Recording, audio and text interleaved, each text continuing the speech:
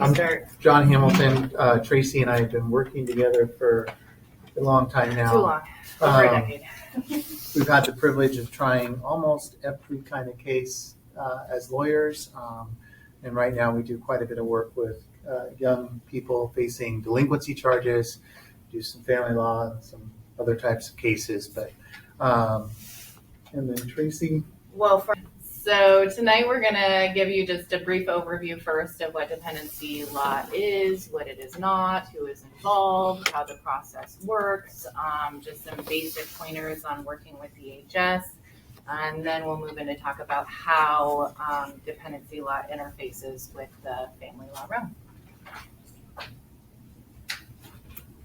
What is juvenile law? Juvenile law is the interface between the state of Oregon, usually the Department of Human Services, also known as Child Welfare, the juvenile court, which is a separate court from the circuit court. It actually is titled juvenile court for Jackson County. That happens across the street at the juvenile building. There are two courtrooms in there that are the juvenile court, and it always involves minor children. Almost always it's children under 15 years of age. And their siblings and sibling groups. So that's the unit that's going to get pulled in to a juvenile court proceeding. And that's what we would call a dependency case. And dependency cases are governed by ORS 419B. That's the chapter of the code that deals with dependency. 419A is more of the general provisions that govern juvenile code in general and the Department of Human Services. So if you want to look up juvenile law for a juvenile dependency case, 419B, and then dot numbers are the code where all of that law is in statute for Oregon. And when you're in a dependency case, there are a lot of acronyms that get thrown around. So I've just included a couple of those acronyms on the slide that are common. John and I are often going to use those tonight, and this is what we mean. The main one is DHS, is the Department of Human Services, which has a lot of different units, including the Child Protective Services unit, which responds to allegations of abuse and neglect.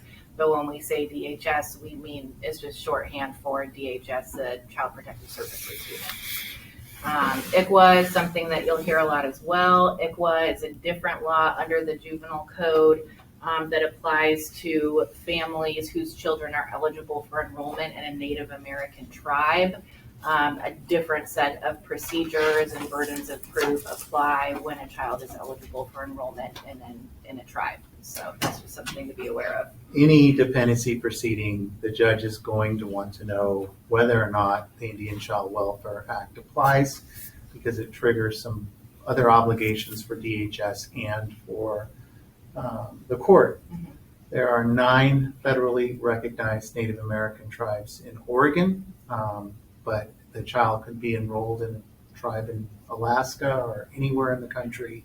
The law is still going to apply in Oregon. But that's why a lot of parents will ask us, why does everybody keep asking me about Native American heritage? And that's why, because DHS is asking about it, the judge is asking about it, the lawyers are asking about it, because they're trying to determine whether or not this different set of procedural rules applies to the case. Other acronyms, self-explanatory. I don't think we have to. Child Welfare, confidential reporter. When a case gets to the attention of the Department of Human Services, there are special laws that protect the person who made a report to the agency and started their involvement in somebody's life, that prevent the disclosure of that person's name. They're confidential. Sometimes there's a workaround with the court order, but most people are never going to know who it is that called DHS. Sometimes it's obvious. Usually it's a mandatory reporter, like a teacher or a doctor or a lawyer or some other third party who's required by law to report to the state any suspicion of abuse or neglect. You'll see pretrial conference, trial, and permanency hearing. There are laws that really pinch how much time the court has to do specific tasks in a juvenile dependency case. By the time the state files, by the time it gets to trial, it's supposed to be under 60 days. The law requires that case be adjudicated, which means goes to trial or something's found as far as the allegations. And then a permanency hearing is another timeline that applies just to dependency cases that says that a judge has to figure out where a kiddo is going to grow up within a period of time. And that law says essentially kids can't languish in foster care, and the state of Oregon doesn't get to stay involved in a child's life indefinitely. So it puts timelines on how long the government can be involved with the child. All right. So, evolution of a dependency case. It's always kicked off by somebody making a report of concern to the agency, always call to the hotline. That report gets screened by DHS's central office. So somebody listens to the report, and then there's a determination of whether or not that report of concern rises to the level of requiring an agency response, which is an assessment. That's where the call of concern gets assigned to an actual DHS caseworker who then investigates the call of concern. That's when DHS comes knocking at your door, typically when they're conducting that assessment. Now, there's different timelines for how long DHS has to assess a call of concern based on where that call of concern falls and whether it's an emergent call of concern and it's assessed a 24-hour response required, or less urgent, and then they have about, I think it's 20 or 30 days to respond. So depending on the level of concern that it's assessed at that initial screening is going to dictate how fast DHS has to respond and investigate the call of concern. Call of concern is confidential also, and if DHS doesn't do anything with it, nobody knows that it happened. And so sometimes when we get to dependency court, you'll get a report from the Department of Human Services that says all these calls of concern, and the parent's like, no idea. I have no idea, because they're all closed, unfounded, or closed at screening. They never moved forward. When you do hear about it is when they knock on a parent's front door. Yes. And if DHS starts their assessment and they determine that without their involvement in that family's life, then the child could be there could be a safety threat there, that's when you hear about protective action plans. And protective action plans can only last for 10 days. The parents both have to agree to the action plan. And it basically gives DHS 10 days to further investigate and determine whether or not they're actually going to file petitions in the dependency court. So an action plan would be, we've got some concerns about Tracy. John, will you keep the kids for a little while we figure out what's going on with Tracy? And Tracy says, I'll agree with that. I won't go take the kids from John until this has been figured out. And the threat in that action plan is, Tracy, if you don't follow it, we will go to the court and ask the judge to remove your children from you. And typically, if you refuse to sign a protective action plan, that's going to trigger DHS filing petitions anyway and getting legally involved. So depending on what the safety threat is, depending on what DHS is asking a parent to do, typically it behooves parents to sign off on a protective action agreement because it is temporary, and because oftentimes we see that after DHS has more time to investigate and talk to more people, they do not end up filing petitions and they back out of the family.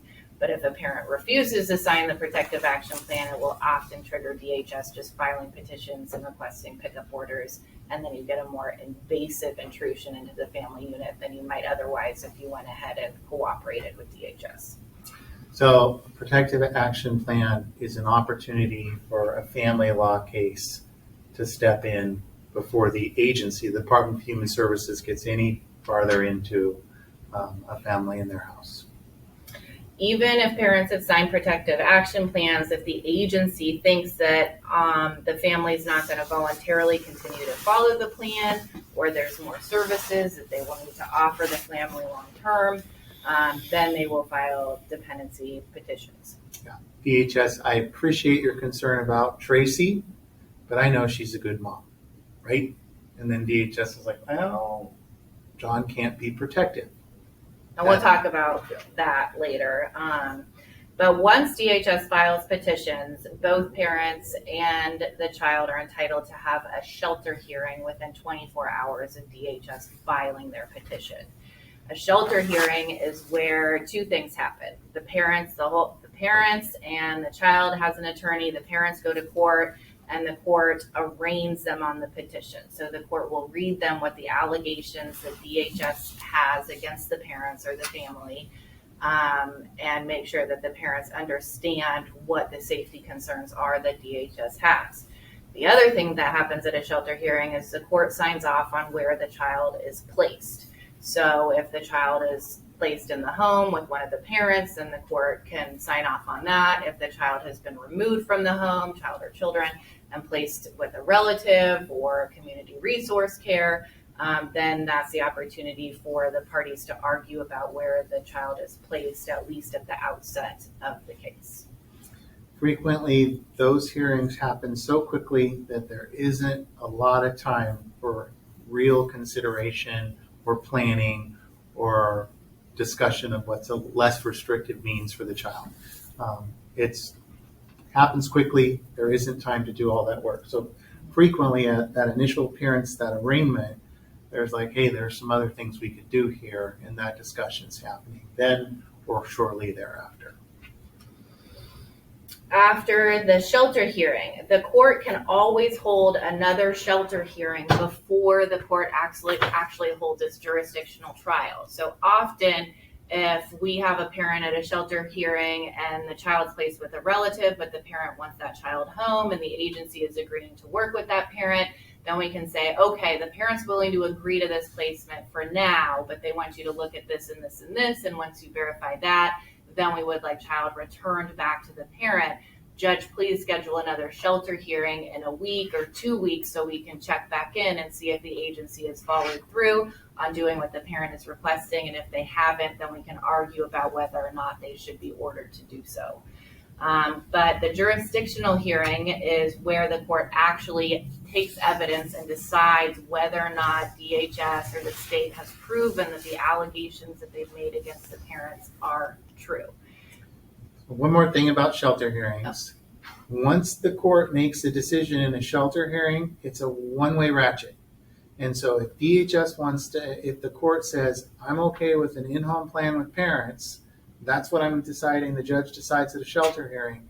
If DHS wants to remove that child or do any more intrusive invasion into the family, they have to come back to the court and ask for the court's blessing, right? The court has to decide, yeah, that was necessary. And so once a child's placed with the parent, it can only change for the DHS as far as for the child going into a more restrictive environment with the court's blessing. The opposite isn't true. DHS can move a kiddo from foster care to a relative and back to mom and dad without the court's blessing. So a child can move to a less restricted means back to their family without the court signing off on it. But if you go the other way, a judge has to be involved. Jurisdiction. Jurisdictional hearing. So that's where the court decides if the allegations have been proven or not. The burden of proof in a dependency case is by a preponderance of the evidence. So it just means more likely than not, which is easier for a state to prove than like in a criminal case where they have to prove their case beyond a reasonable doubt. So DHS just has to convince the judge that it's more likely than not that the allegations they've made against a parent are true. Usually those allegations are probably most frequently would be substance abuse, mental health issue, domestic violence frequently.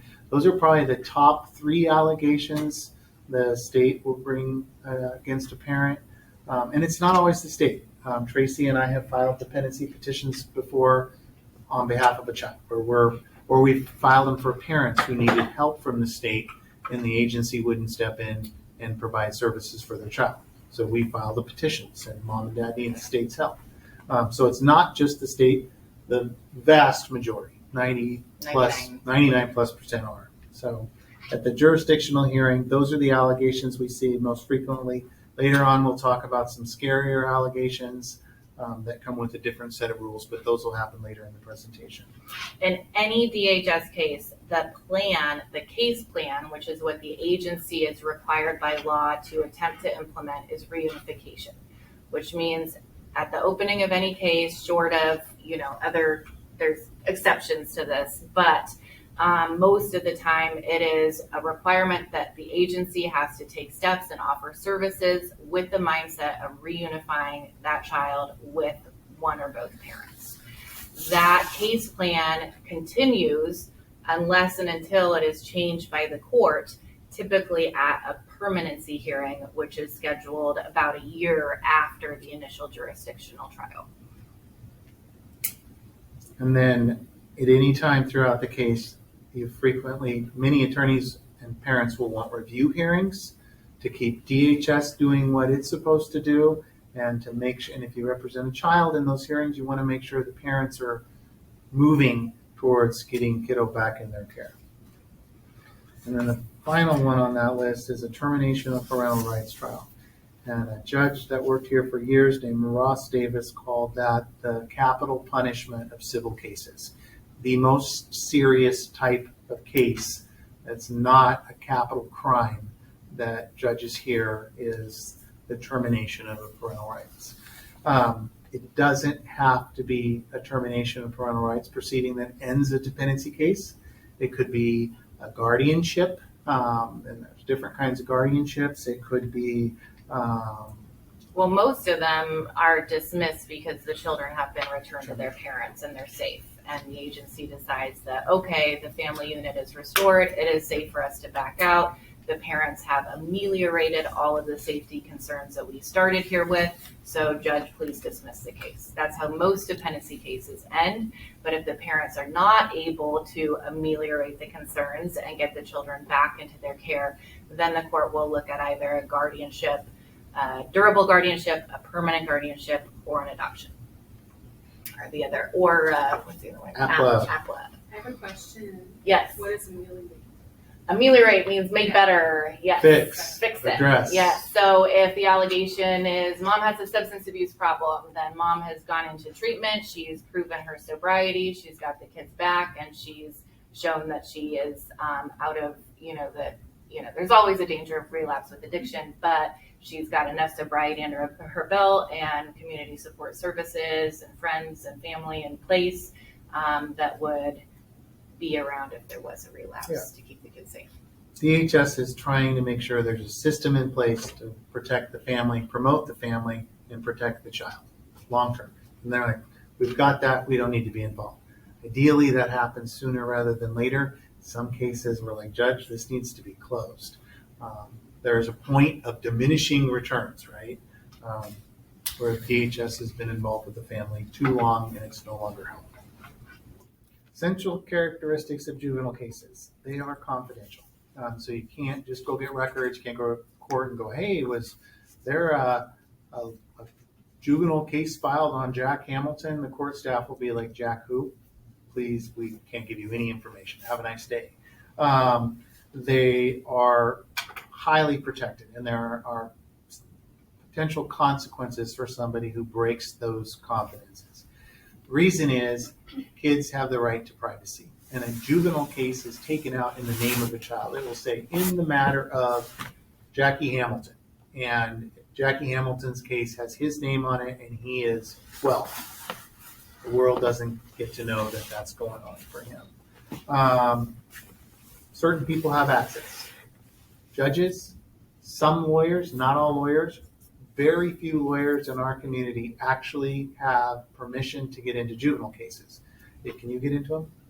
Only if I'm working on a case associated. So even though we've been working in juvenile law for over a decade, because we do not routinely take juvenile cases in other counties, we cannot even see juvenile cases in other counties. So we'll often have parents who had an open DHS case in a different county, but we don't have authorization to look at that county's juvenile files. We would have to call that court and get special permission to access those records. Cool. Mom's party to the case, dad's party to the case. If dad's involved or been established, DHS has a legal obligation to try and establish a father. And so if one of these cases has been filed, a dependency case, and mom's like, dad's not safe and he's not on the birth certificate for a reason, that's a reason to talk to an attorney. Because an attorney can tell DHS to pound sand, where a mom might, or even a dad might not always have the wherewithal to think they can stand up to the Department of Human Services. And so mom has an attorney. The reason parents, even if they're aligned, they're like, Tracey and I are getting back together, go get well and come back. You're not going to break up our family, DHS, and we're not married. I'm using it as an example. You're not going to break up our family, DHS. We still get a different attorney. And the reason is an attorney for me is going to be saying, Tracey's crazy. This may not be the best choice long-term for your kids. Just want to make sure you've got some protections in case she gets out of control again. And then Tracey's attorney's like, he's using words that are kind of controlling, and is this right? They're having different conversations. If Tracey doesn't change and doesn't get well, the conversation the attorney is going to have with the father is much different. Like, you need to get this closed, right? You need to get custody. You need to put provisions in to protect your child from mom or dad. Does that make sense? That's why they have different attorneys. Kiddos always have an attorney. And sometimes in a sibling group where there's older kids in particular, the kids will want different things. Little kids are like, I want to be back with mom and dad as soon as possible.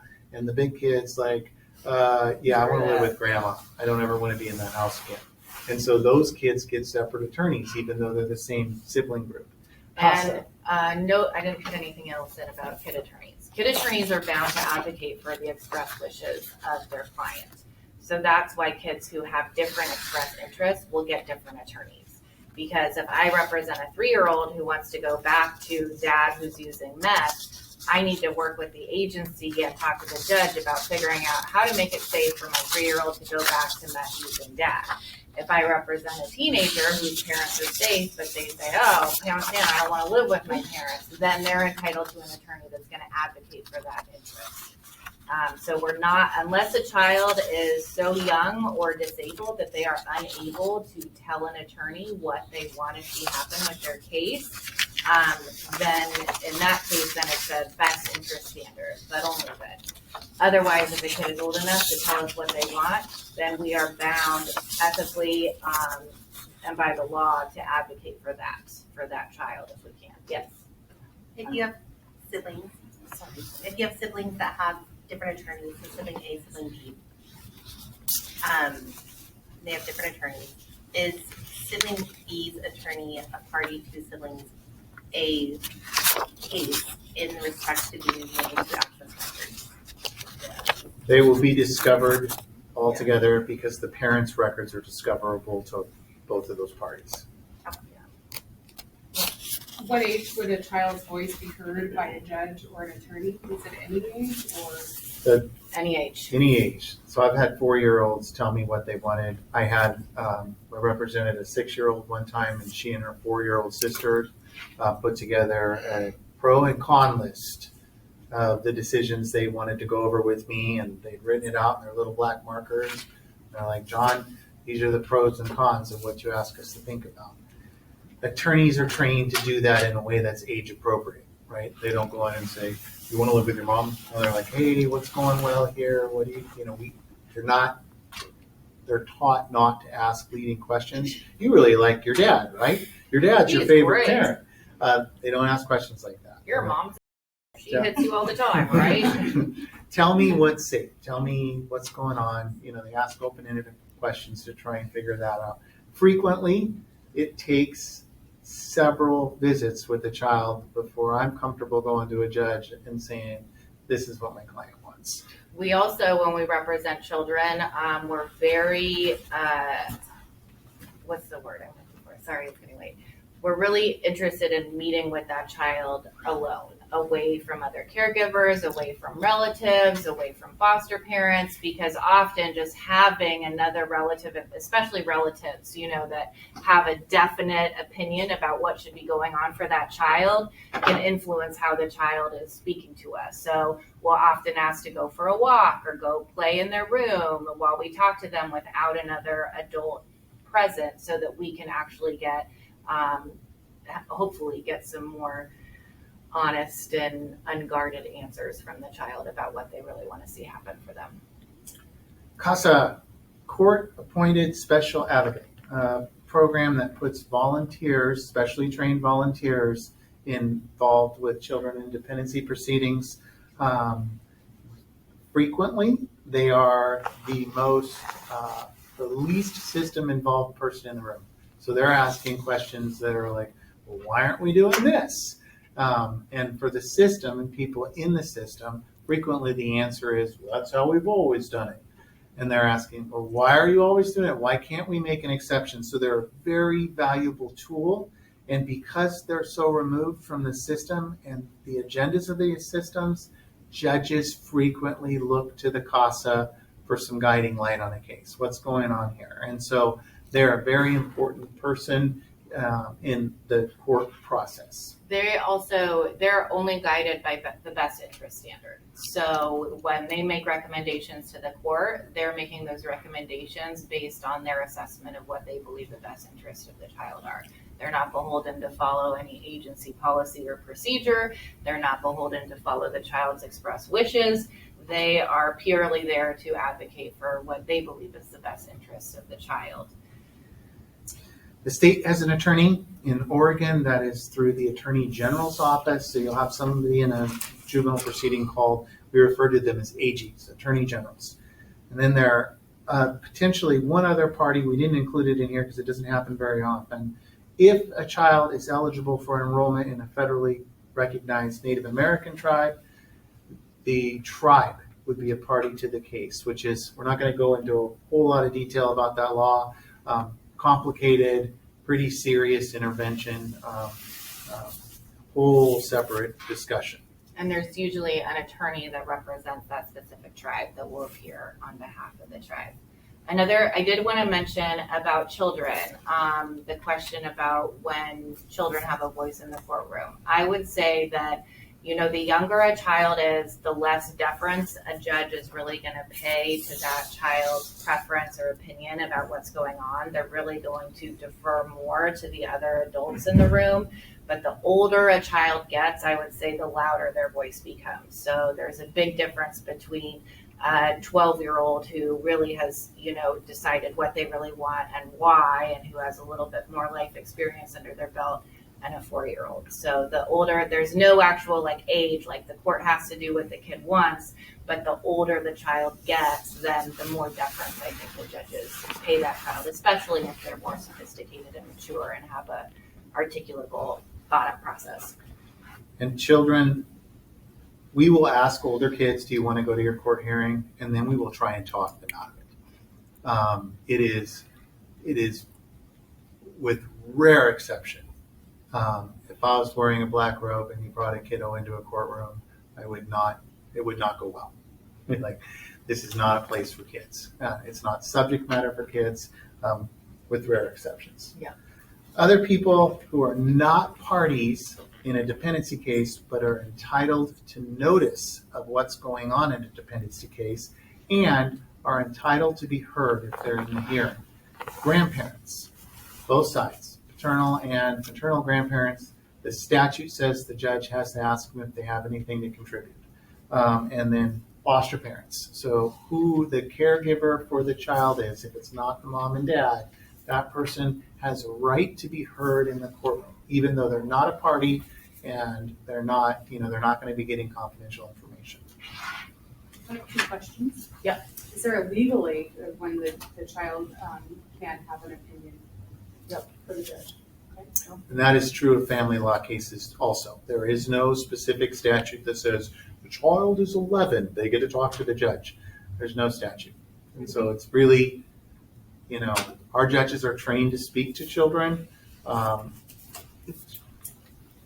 would caution against it, except in the rarest of circumstances. And then I have another question. We always get asked by other family members, mainly grandparents, as to when do they get to be involved and what happens with their grandchildren when there's a dependency case happening across the street.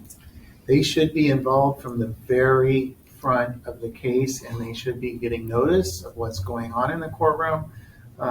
They're often overlooked, but they should have notice. And the difference between the Department of Human Services and a grandparent or family member is family members can have lots stronger negative feelings about situations, right? And that's difficult. And whose responsibility is it to get their name on the list? Who calls them? The Department of Human Service, there's a statute under that 419B code that says DHS must make diligent efforts to notify the grandparents. So can the grandparents contact somebody to make sure that they're getting hearing notices? It should be the caseworker that's assigned to the child.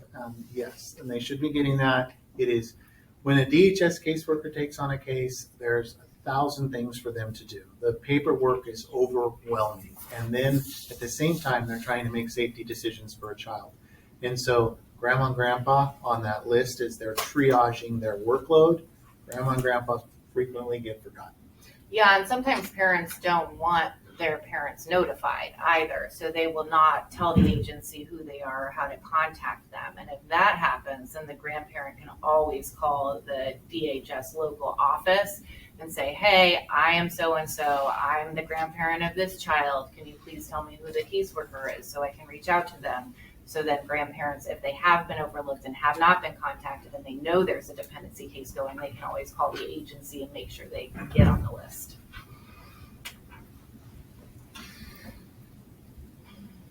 All right. I like that picture. I like them all. So lawyers, court-appointed lawyers are required by in any juvenile case for the child and for each parent. That's required by statute. In family law cases, parents are not entitled to court-appointed counsel, but the kids are if the child specifically requests it, if the court decides to appoint a lawyer, or if a parent asks for their kid to have an attorney, the court can appoint an attorney in their discretion. Those attorneys in the juvenile cases are paid for by the state. The parents and the child do not have to pay for their own attorneys, assuming they qualify. The courts in dependency are pretty generous about allowing court-appointed counsel, though, for parents. A dependency case, if privately retained, is outrageously expensive because there's so many moving parts, so many meetings, so much court time, that it really is cost prohibitive for somebody to afford to have an attorney at the table in that kind of proceeding. And if a parent asks a family law judge to appoint an attorney for their child, typically the judge will require the parents to pay for that attorney. So either as the case moves forward or at the end of the case, then that attorney will submit their cost bill, and then the parents will be responsible for footing that bill. And in some cases, though, the court will appoint an attorney on their own, and in that case, the county will pay for the attorney.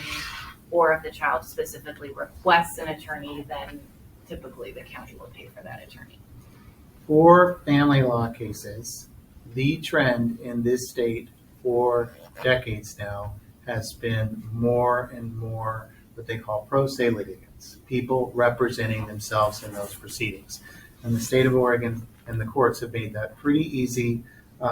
Most forms for what could happen in a family law matter are available for free. They've been paid, well, they're not free. Taxpayers have paid to develop the forms that are online and available for these proceedings. And so most everything is available and pled.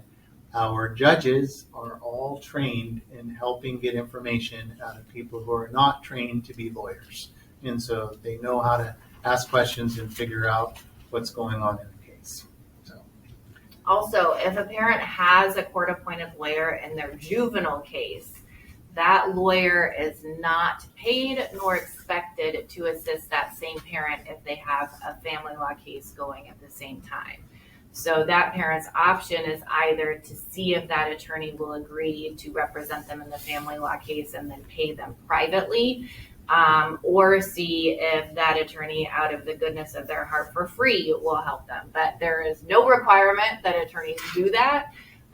We don't get paid to do it. At any time that we do assist in a family law case, it's typically just to do something really brief in and out. But if a parent requires an attorney for the duration of the family law case, that is not something that the dependency attorney does. We don't have enough of anybody in our world right now. And dependency lawyers in general, makes me sick to say there are not enough lawyers, but there are not enough lawyers. There is way more work than there are available attorneys to meet right now. Dependency attorneys are no exception. In this county, there are 10 people who routinely are in juvenile court on dependency proceedings. 3 of them work for an organization that doesn't permit them to do anything outside of their court-appointed work. I have included the list of the few attorneys that may also do family law work in conjunction with the dependency case there. But, like John said, we're super busy. A lot of these people will say, you can come see me in 2 months, and Ray knows as well. It's just there's a dearth of family law attorneys right now as well. All right. Family law case orders versus dependency case orders. And Tracy's little T-Rex, baby T-Rex. I know, he's so cute. So the family law case and the dependency case are not co-equal. Whenever DHS gets involved in a family, that DHS case controls. So even if in the family law case, one of the parents is awarded custody, if DHS has filed a case and they've decided that the kids are going to be placed with the other parent, anything that happens in that dependency case controls. If they filed a case and convinced a judge. Right. That's what's going to happen. No, even with a protective order. So even if they haven't proven the allegations yet, even if it hasn't gone to trial, if a judge has entered an order regarding a child in a dependency case, that order controls over any other order except for, I'm going to go to the next slide.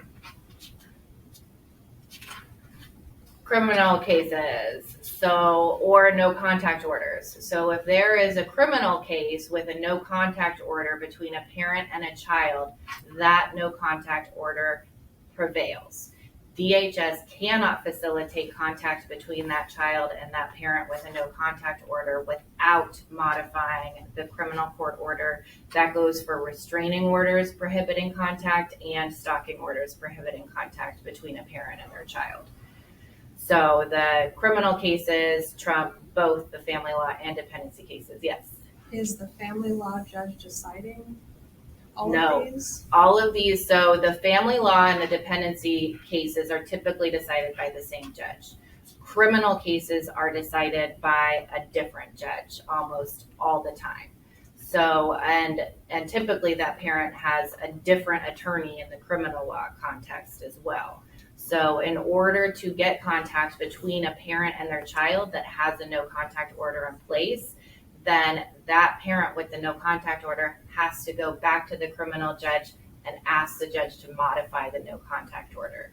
And typically the judges will do it, especially if DHS is involved. They'll typically modify the no contact order to say contact pursuant to DHS directive, which then puts the ball back in DHS's court to determine what the contact between the child and the parent will look like.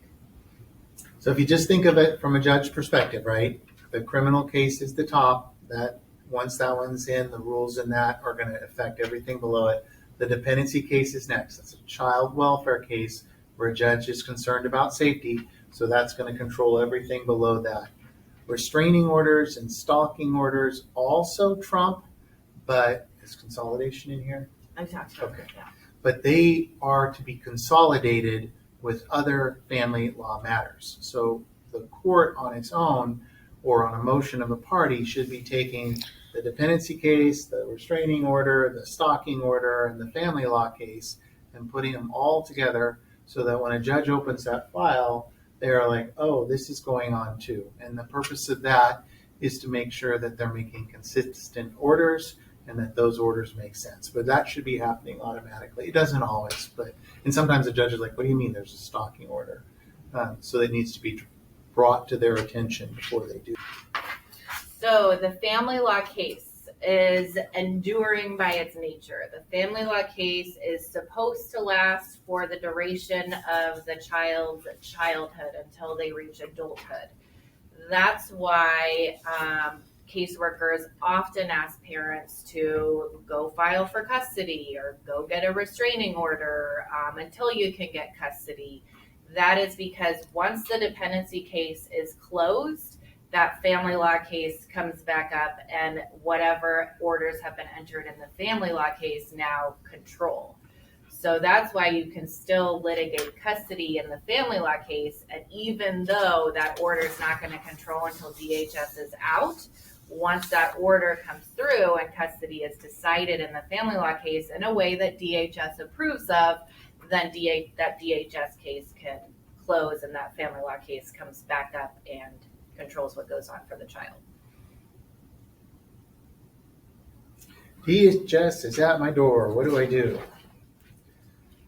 O.J. Simpson, really? You don't want to run. Oh, jeez. And you don't want to hide the kids. All right. So if DHS gets to a parent's front door, it means that they've already gone through the screening process and decided they're moving forward. Your options: cooperate, roll over and let them rub your belly; do not cooperate, start barking at them and make them leave; or hire an attorney and decide what to do next. And this is where we want to make it perfectly clear where you never cooperate with the agency. Allegations of sex abuse, prior allegations of sex abuse, current allegations of physical abuse to a child, all of those allegations come with very serious criminal consequences if they move forward.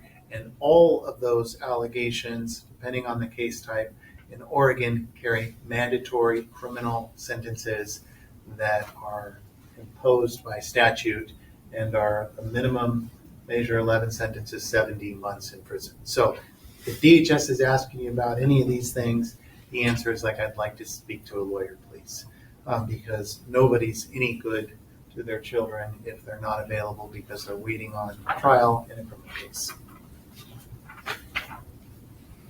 All right. There were a lot of questions about this, so this is to try to answer those that I think the family law facilitators get from parents about why is DHS involved with my family when it's the other parent that has the problem. The usual reason is when you have one safe parent and one parent that's kind of gone off the rails in one way or another, is that DHS has decided that the safe parent is not able to effectively protect the children from the unsafe parent. So whether you agree or not, DHS has decided they have a safety concern and they want the safe parent to acknowledge that the other parent is a safety threat and do something about it. Sometimes we'll see allegations where the only allegation is the parent doesn't have a custody order, so they're not able to protect. While that on its face is legally insufficient, if you get to a trial, the state would have to prove that even without the custody order, the other parent is interfering with the placement of the kid. But that can often give DHS some time to help the other parent get custody, so then it takes that potential issue off the table. We see this when parents are really aligned too sometimes, and one parent has a rampant substance abuse problem and the other parent is in denial about that, or feels well, I'd never let the kids around him when he's smoking meth, but the other parent may still be high when they're parenting the kids. So if that's what's going on, then DHS will also come in for unable to protect allegations. All right, we tried to list some of the benefits of cooperating with the Department of Human Service. Sometimes cooperating and they're oh, mea culpa, we didn't belong here, have a nice day, right? Sometimes letting them come into your house and look in your refrigerator and your children's room ask you invasive questions about your relationship with your significant other and all those things. Sometimes that's enough that they're like, we didn't need to be here. If there's nothing to hide, right, this is the prevailing wind. We have this presumption of innocence, but the truth is everyone's like, if there's something to hide, you're going to, so you alleviate that. Nope, come on in, take a look.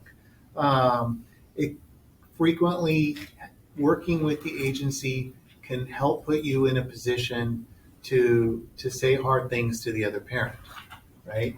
I'm being concerned about dad's drinking, and what do I do? And the agency can help buffer that and provide services. So sometimes having DHS involved helps make both parents stronger. And they can provide a motive. Drawbacks to cooperating. Cooperation can sometimes bolster DHS's allegations against you or the other parent, or lead to accompanying criminal charges, like we talked about with the sex abuse or physical abuse allegations. Cooperating with DHS can also be super uncomfortable because DHS is all up in your business, asking you some of the most personal questions any person could ever ask you. And this is a stranger you don't know, coming into your home, looking at your home, talking to your kids, can be very uncomfortable and disruptive to the family unit. Talking to children about things sometimes leads to weird answers. Some of the most disruptive and horrible cases in this country's history happened for statements kids said that did not mean what the system thought they said. Wenatchee, Washington, Daddy puts his pee-pee in my pee-pee, led to a slew of litigation and all kinds of issues. In that little girl's home, they didn't flush number one. I thought it was a boy. They just Hey, peed at the same They time. didn't flush number one. And so pee-pee was, Literally pee-pee in the pee-pee So- in the toilet. it's invasive and it can lead to kids say the darndest things. So I had a question. In a situation like that, is there anything that the parents can do to clear their record so that there's no showing of like DHS involvement if they were to go seek employment? You see it like in the medical field and stuff? Or those does are, that stick with them now because they just didn't flush? Okay, so you're talking. Okay, so there's two different issues. There is a founded disposition, which is an internal agency determination that they have reasonable suspicion, I believe. reasonable suspicion to believe abuse or neglect occurred. It's a letter that gets sent to you by certified mail. And that becomes a part of your DHS child welfare record, but it's not a public record. And it's not filed with the court. So you have an internal founded allegation, which will come up on a background check for nurses, teachers, anybody working with the elderly or children. The only way to get rid of a founded allegation is to appeal it within 30 days of receiving that letter. And if you don't appeal it within that time, it's gone. If you get the letter and there's an open dependency case, you still have to respond to the letter in time, but the agency will not review the founded disposition until the dependency case is adjudicated and closed. Do the court-appointed attorneys assist the parties with that? No. We do sometimes just because. We can get appointed pre-petition, but it's extremely rare. Usually we are retained to deal with founded dispositions because oftentimes a founded means the DHS didn't actually get involved in the family, but they still issued this founded letter anyway. So they didn't have probable cause to file the petition, but they had reasonable suspicion. So then you're attacking the founded disposition internally. And that's an administrative appeal. So that's not done at the circuit court. It's not in the juvenile court. It is done through the agency, which comes with its own slew of different statutes and rules. Non-cooperating benefits. Vindication, right? We have a fundamental right to parent children and to decide how to parent them and who's around them and what's going on in their life. Not cooperating with the agency is an opportunity to be a mama bear. And mama bears are important. And that saying and the characteristics that go with it. Protecting a child means saying no to the government sometimes too. Sometimes a parent going, no, you're not going to talk to the kid, you're not coming into the house. It's the end of the case. They didn't have any information that they really felt was strong enough to go on. They were on a fishing expedition at your front door. So Drawbacks. If DHS is not on a fishing expedition and they're not just going to go away, then not cooperating with DHS can backfire because it can piss off DHS and they might respond by saying, oh, well, we're just going to go get pickup orders then and then come in and remove your kid from school while you're not around. So it's difficult to assess whether or not to cooperate on the front end. it is, if you're considering not cooperating with the agency, it is very advisable to speak with an attorney. Because an attorney can call DHS and narrow the scope of what it is they want to know. Right? They can be, what's the call of concern? The call of concern is mom's drinking too much. Okay, and what do you need from that? Here's a urine sample or a hair follicle test. Mom doesn't drink. And that's the end of the case. Like, well, we need to check her fridge. No, you don't. Have a nice day. And so if a parent is deciding not to cooperate with the agency, that's a good time to speak with a lawyer. And so just to be clear, I thought you guys said a minute ago, if you get a visit from DHS and you got something dirty going on, sometimes it can be in your best interest to just say, I'm not talking to you, go file your petition, because that way, if you can't afford an attorney, you can get one appointed and then you can get helped out that way. Yeah, that's one way. The agency has a directive to try and prevent cases from getting to the court. And so if it's a mom with a brand new baby and they're like, hey, we have concerns with you, the hospital called us regarding UA you gave. Mom can say, I'm going in treatment right now. Is that okay with the agency? And she could go to one of our residential treatment facilities locally. And that may be enough to say, we're dealing with this. Mom knew that she needed to take care of it, right? So that could keep them from going further. So it's not, they're accusing you of physical abuse. Or sex abuse. Those are really the two where we would say, definitely don't cooperate. Anything else is murky. I mean, we've had cases where the parents have been on a cooperative plan and DHS has been trying to get them services in the home for 6 months before DHS even files petitions. So sometimes, DHS prefers to work voluntarily with parents, especially if there are safety concerns in play. I will give custody to my mom, grandma, while I do residential treatment. Yeah. Can you please leave us alone? That's a safety issue immediately fixed. How would a parent know what they're being accused of? You have the right to know. So So- they're provided that information. You If ask. somebody showed up to the door, the person answering would be provided the information. They're not. We're here on an assessment. They're going to be vague because Right. they're trying to get your cooperation, right? But if you ask, what's the specific allegation? Oh, we heard that little Johnny has black eye. Oh, hold on, Johnny. Johnny doesn't have a black eye. Have a nice day, right? Whoa. We need to talk to Johnny, right? They're trained to get information. It's their job. They want to make sure that they're not having the wool pulled over their eyes either. So ask. And that's an attorney will do that. They'll be like, What's your safety concern here? yep. And they'll read it to us. They'll be like, the call of concern is for this. So what if the accused party is represented by an aggressive attorney and the other party, and they convince them, oh no, it's not him, it's her, or oh, just let's turn this around. It's really, let's twist this. It's actually she's making stuff up to smear you or make you look bad. So, I mean, how often do you see that? Where it's the unrepresented party that is screwed, regardless of whether the represented party is guilty or not. It happens often. And it is a tragedy that people weaponize children in any setting, in any proceeding. But it does happen. I don't really have anything I can offer other than the judges are aware of it. They're trained to look for it. They're listening for it. They're asking questions about, why didn't you tell mom that there was a medical appointment? Why did you exclude her from that? Why are you blocking her on school records? So the judges are looking for that. I can't say anything about it, In a dependency case, are you asking like if DHS is involved or just in a general family law case? Just a general family law case.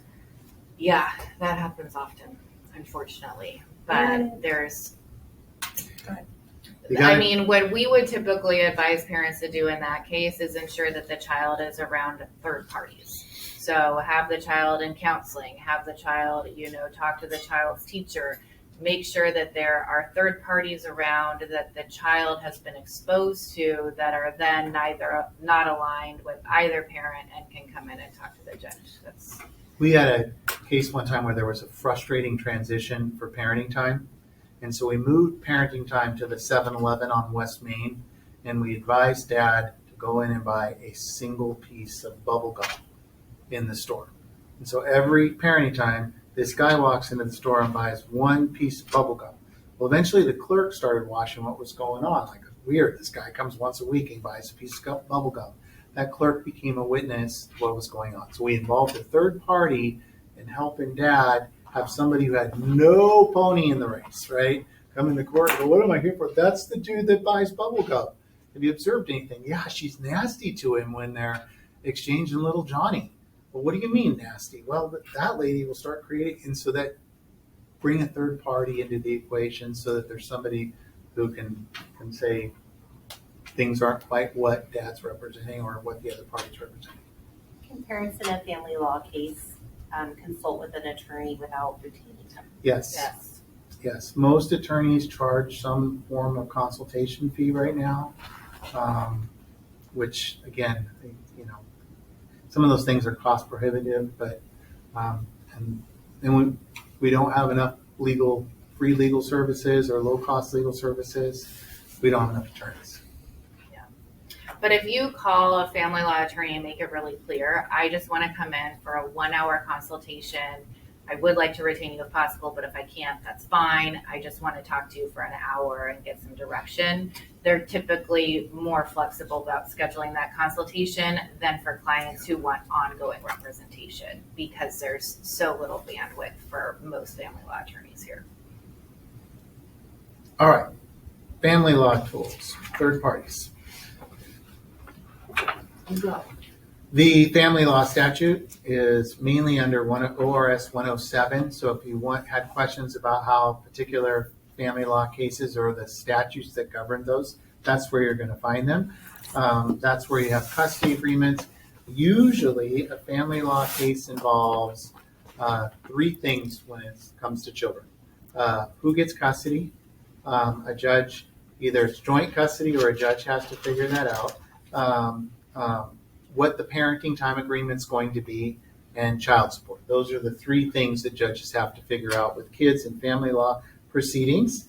Other proceedings, probate, guardianship. The statute is the 125 statutes, and this is where a third party can step in and take custody of a child or guardianship of a child.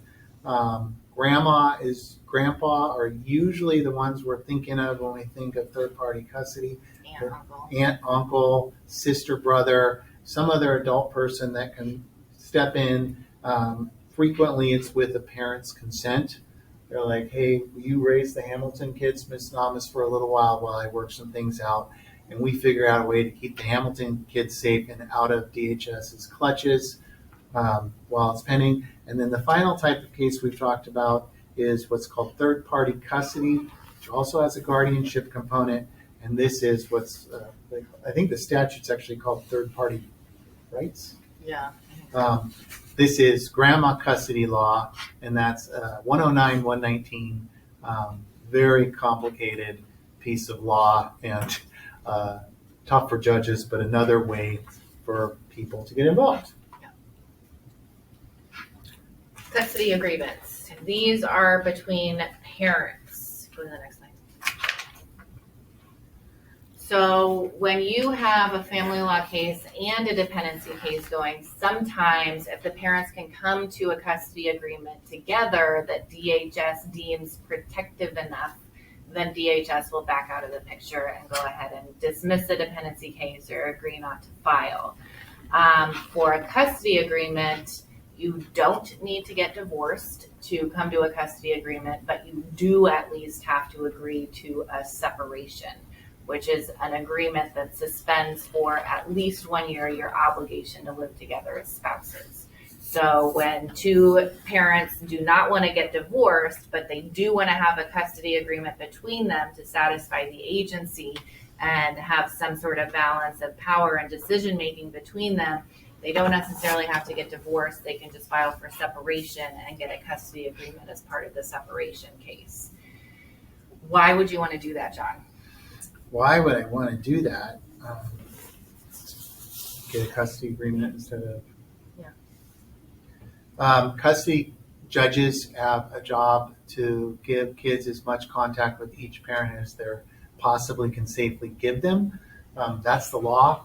And so they're going to tend to be more liberal than DHS. By liberal, they're going to tend to make more opportunities available for a kid to see the other parent. They're more flexible. Supervision for DHS tends to happen at what they call the annex in a building with professional supervisors. Supervision on a family law case could be a neighbor or a friend or a trusted relative that could be the supervisor and agree to protect a child. The other reason is the family law case can put in incentives for change and moving forward. Hey, Dad, just get sober show me you've been sober for 90 days and we'll go back to normal, right? There's a built-in, gives the family control over what's happening with their children and the decisions being made for them. And we've gotten really creative sometimes with custody agreements to satisfy DHS. So it doesn't just have to be this parent has custody and makes decisions and here's the parenting time plan. Oftentimes we'll add provisions to the parenting time plan for conditions of parenting. So the parent has to UA before each visit and prove that they're, and if they're clean, then the requesting parent has to pay for it. If it's dirty, then the parent that's giving the UA has to pay for it. If the UA is dirty, then the custodial parent can decline and must decline visitation time. If it's clean, then they can have visitation for 2 hours. If after 4 clean UAs over 4 weeks, they're all clean, then the parent then graduates to having 2 weekend days that are at a park or something. So you can really structure it in a way that can ensure that the conditions of the parenting time are being met to navigate almost any safety concern to satisfy the agency. But that takes two parents who are willing to cooperate with each other. So that's really what those hang on, is the willingness of the parents to come to an agreement about that type of stuff. Why not use the family law custody agreement? DHS might like you more. And DHS is run by human beings with their perspective, and each one of us is unique, and they may like you more. And so they may also be a solid tool to helping the other parent make change, right? They can have conversations with the other parent that maybe you're uncomfortable having. Like, yeah, you need to get sober. You need to be nicer. You need to use a different form of disciplinary practice with your children. The agency is trained to have those conversations, and so they may be a tool to helping the other person be a better parent. And then we talked about visitation. DHS, because they're legally required to make these efforts, they're going to figure out a way to pay for them. And so frequently residential treatment can be extraordinarily expensive. DHS is going to have a court order that they put those services in place. Same with psychological evaluations, psychiatric evaluations, domestic violence counseling, stuff like that. DHS can pay for. Custody agreements. When to do it. If the sole allegation against one parent is no legal custody and cannot protect from the other parent. So we've kind of talked about this a little bit. If DHS if their safety concerns really revolve around one parent and not the other one, then the custody with conditions of parenting time for the other parent can typically resolve the dependency case. We tell the parent in that situation that they're stepping into DHS's shoes for the protection of their children. So basically, you've got to put the safety provisions in for the kids that DHS is asking for. Then you've got to be willing to enforce them, and that's tough for co-parenting. How do you know if it will resolve the dependency case? You ask the caseworker. I will work really closely with the caseworker or the AAG when I'm trying to come up with a negotiated custody agreement to resolve the dependency case, and give them the draft of the custody agreement. Say, is this gonna satiate? I don't know. Is it gonna get DHS to back off? Yeah, You should say it that way, Tracy. Okay, third party custody versus guardianship. These are two mechanisms to achieve similar results, which means a third party is put in the driver's seat for making decisions for the child and having primary custody of the child. For third party custody, it is more difficult to get. There are typically more hurdles, the burden of proof can be higher, and it's also more difficult to undo. So custody is really desirable when the parent's recovery is unlikely and the parties do not get along. For guardianship, it's easier to get. It is also easier to undo. So that is desirable when the parent's recovery is likely and when the parties do get along. So these are family planning tools that give the option of saying, we don't need DHS involved. Grandma's going to do this job, or grandpa, or aunt, or uncle, or neighbor, or somebody else who loves my child and isn't going to put them in a tough situation. They're also a tool when DHS, because of its your administrative rules, can't approve a particular placement.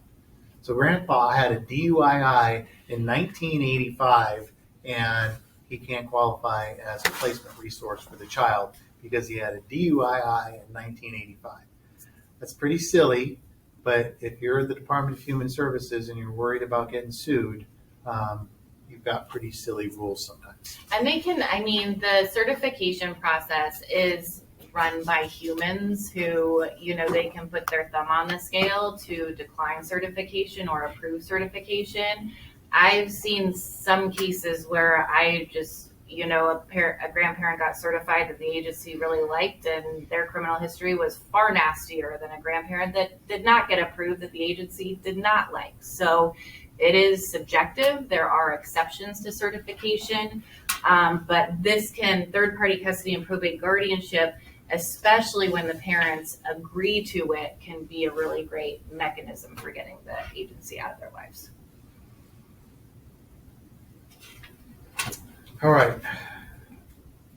There's a lot here. I know. So there's two different timeframes to do these types of agreements for third-party custody or guardianship. It's either before DHS gets involved with the family and file their petitions, or it's after DHS gets involved and files their petitions.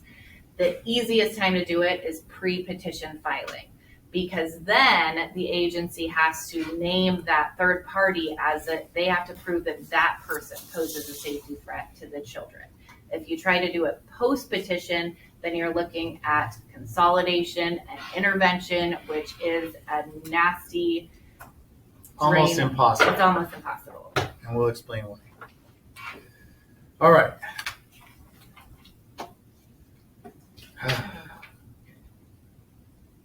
How long does an alternate care provider need to wait to file a family? Oh, so the other thing about third-party custody is that caregiver, whoever the third party is, in order to get custody, it's more difficult to get, largely because they have to prove a pre-existing relationship with the child.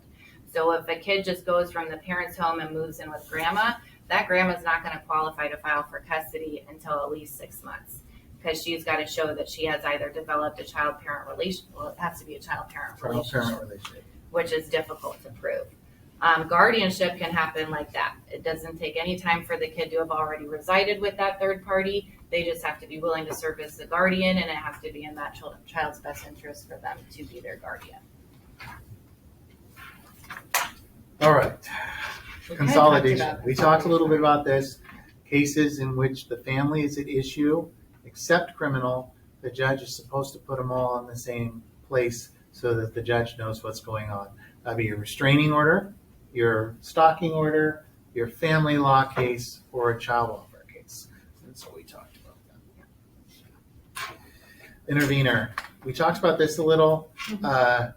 It's many laws in the state of Oregon are made and written by the people who have the time to make and write them. And this was a law that was written by the Department of Human Services with their staff and their time. I was actually in Salem when this law was written. You got it. If a party wanted to intervene in a dependency case, child welfare case, these are the hurdles they'd have to go over. Caregiver relationship, intervention is in the child's best interest. The relief they're seeking, but the thing that makes it almost impossible to do was added by a judge on the panel when I was in Salem, and it's that the existing parties cannot adequately present the case. And so if you remember right, we talked about the people who were in a dependency case, right? The kiddo's got an attorney, mom's got an attorney, dad's got an attorney, and so frequently the judge is like, the child has an attorney, they can present the case. We don't need to grant this. And so we advise people I can think of one time where that worked out well, but it's usually a waste of money. And those would not be court appointed? No. Adoption. Another tool, probably not going to be a real common tool in this this situation. Parents can consent to an adoption. If it's a relative, it can be expedited legally. If a parent isn't consenting to an adoption, there are some really specific laws that need to be considered, some timelines. You have to hire an attorney. That's it. That's the end. You guys have any Questions? I have a question. So can you tell us the difference between filing a motion to intervene on a custody case versus opening a new petition for third-party custody? So they're governed for third part. Wait, say that again. You So a can motion to intervene on an already There open are custody two case. mechanisms to do the same thing. Okay. Yeah. Is there a Technically, reason why you wouldn't do one over the other? Like, why would you open a new case if there already was a case? Because then you could have conflicting judgments. I wouldn't. We typically try to file in the existing family law case intervention because then you know it's going to be heard at the same time. It's in front of the same judge. If you file a separate case, then by statute it's required to be consolidated, but that often doesn't happen on the front end. So we try to do it in it, but it's two different statutory mechanisms to do it. There's no prohibition against doing it either way, but we do find it easier procedurally just to file in the existing case. So in family law cases, with custody cases, separation and divorce, there's mediation sessions where you can participate with the other party and come to an agreement. If you have a case like that going on plus a dependency case, is there a mediation process in the dependency case? And if there is, how does that work? And what if the parties agree over here in the domestic relations case? How does that affect? you still got the dependency case above whatever agreement they've made. And in order to kill the dependency case, you're going to have the agency's blessing or a contested hearing. And literally, that DHS case in every statute takes priority. Yeah, so you can mediate all you want in the family law case, and even if everybody is all hunky-dory and happy with what they've done, if DHS isn't cool with it, then it doesn't really matter. They're not going to go away. So there's no mediation in dependency cases. It's typically the attorneys for the parents consulting with the child's attorney and the AG and the caseworker. Mediation is almost always a good thing. Yeah. And so the fact that two parents would be sitting over here or on the phone with the mediator and trying to work it out themselves, that's a good thing. That is a positive thing for a child. Is it always DHS who instigates a dependency hearing? Not always. 99% of the time. Okay. They're instigated in immigration cases for kiddos that are in our country. That's an area where they come up, and then attorneys will occasionally file them. So would you get a letter saying you are now appearing on this date? It's a dependency hearing? Service process is the same if attorney initiates it or DHS initiates it. The Yeah. parties are entitled to notice. The judge isn't going to move forward until you notify the people that need to be there that this is happening. Is the service process similar to like a domestic relations case? You file a petition that gets served on the other party? Yes. Yes. Yeah, and it's personal service. And you ask for an exception, you can get, you have to attempt personal service, meaning that somebody's got to come up and go, hey Tracy, you've been served. Thank you, guys. All Thank you so right. much. Thank